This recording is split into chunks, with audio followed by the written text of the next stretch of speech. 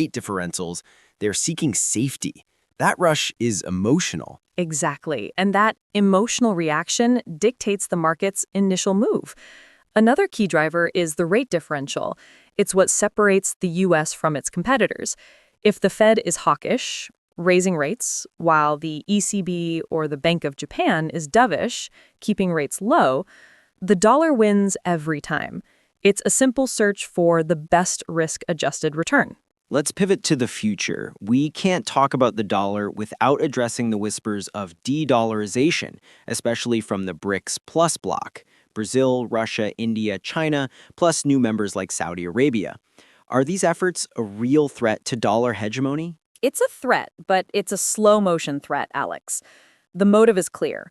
Countries fear the U.S. using financial sanctions as a weapon, like they did against Russia. So they want alternatives.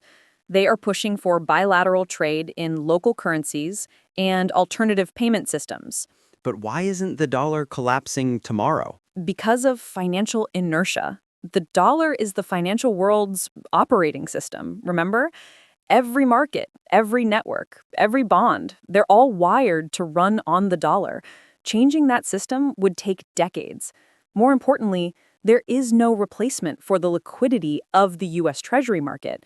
Where else can central banks park hundreds of billions of dollars safely and know they can get it back out instantly? Not the yuan, it's not freely convertible. Not the euro, its market isn't deep enough.